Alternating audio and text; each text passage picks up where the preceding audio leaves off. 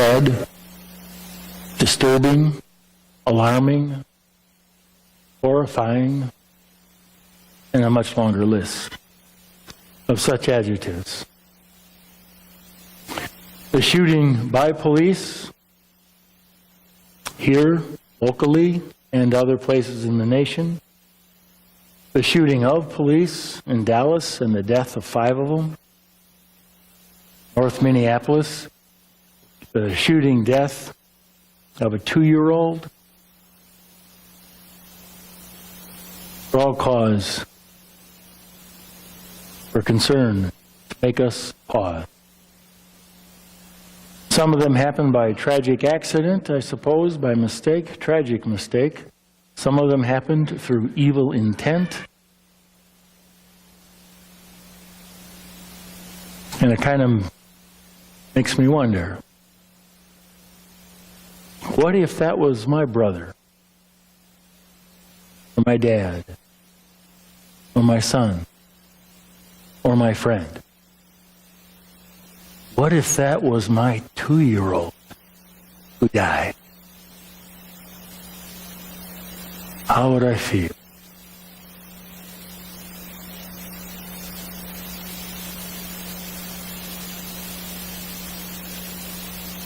It would take a cold-hearted person not to be moved to some level, not to be moved with empathy or compassion.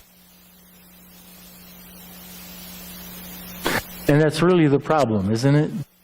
It was a problem with the lawyer in today's parable. Who is worthy to be called my neighbor? Is his question.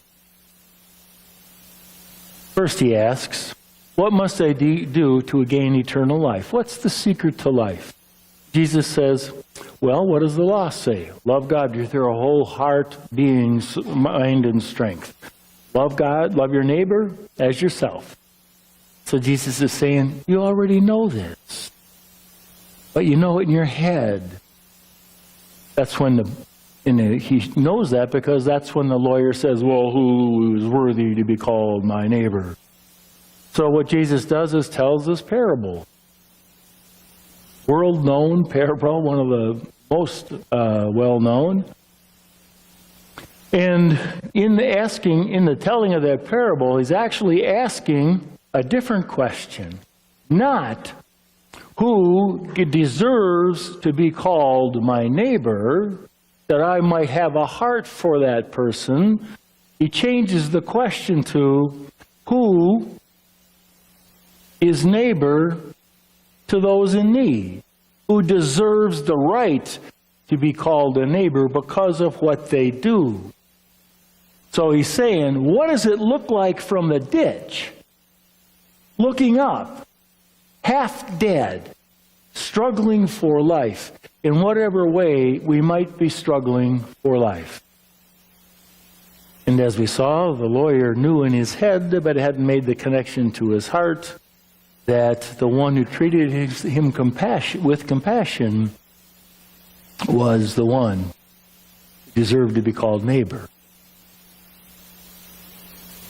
It refers to something which is said in the book of Deuteronomy, where it says, this command I'm giving you is not too far away from you. It's not too mysterious. It's already written in your mouths and in your hearts. It's not so far away up in the sky that we have to say who's going to go get it, or across the sea, whether who will cross the sea to get it. It's already written in our hearts, in the very DNA of who we are. It's written there. Just need to access it. Turned on the radio yesterday morning and just caught the end of an interview, and so I don't know who said this, but what he said was, the only tool we have in dealing with these things of this past week is empathy, which gives us the chance to feel what it is like to be on the other side. Feel what it's like to be on the other side. Rather than looking at who deserves my attention, looking at it from the ditch and looking up. So I ask, if we were the one, you or I, were the ones in the ditch, half dead, struggling for life, that can be more than just physically, but we'll stick with that, struggling for life, would we care what the religion was of a person who stopped to help us? Would we care if they were Muslim, or Buddhist, or Jewish, or Catholic, or Baptist? Would we care? Would we care what the color of their skin was? Especially when we saw two people with our color of skin just walk across the street and pass us by. We're dying, right? Would we care the color of the skin of the person who treated us? I highly doubt it. But rather, we are to be those who see it from the other side and have some empathy and some compassion for those who need.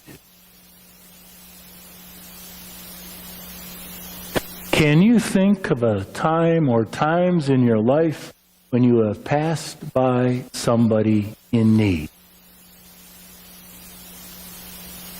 I am ashamed to say I can't. And I hope to say I've learned something from it. That it is already written in our hearts. The love of God, the compassion, the empathy, and the help we are called to give one another. And if we can see it from the other person's viewpoint, from those in need, perhaps it's easier to bridge the gap between the head and the heart, and to act on what is already written in our hearts. The lawyer asked, what is the secret to life? That's what he was asking, isn't it? Jesus says, love God, your whole heart, being, mind, and strength. Love your neighbor as yourself from your heart. And if you'll do that, you'll find the secret to life. Live that way. I found a story which I had not ever heard before. It's about a man in India. His name was V.P. Menon, and he was a significant political figure during India's struggle for independence from Britain in the first half of the last century. So, and Menon had a splendid reputation for personal charity. His daughter explained this background of this trait after he died. She said that when her dad went to Delhi to seek a job in government, all his possessions, including his money and his ID, were stolen at the railroad station. He would have to return home on foot, defeated. But in desperation, he turned to an elderly Sikh, explained his troubles, and asked for a temporary loan of 15 rupees to tide him over until he could get a job. The Sikh gave him the money. When Menon asked for his address so that he could repay the man, the Sikh said to Menon that he owed the debt not to him, but to any stranger who came to him in need as long as he lived. The help came from a stranger and was to be repaid to a stranger. Menon never forgot that debt. In fact, his daughter said that the day before he died, someone came to the family home in Bangalore asking for help to buy new sandals, for his feet were covered with sores. So Menon asked his daughter to take 15 rupees out of his wallet and give it to that man. And she says it was his last conscious act. Menon ministered to strangers because a stranger had ministered to him. Lord Jesus Christ ministers to us in our need, doesn't he? When we're dying inside. And he said, I have ministered to you, minister to one another. We are to respond to the needs of others as Jesus responds to our needs. It is written in our hearts.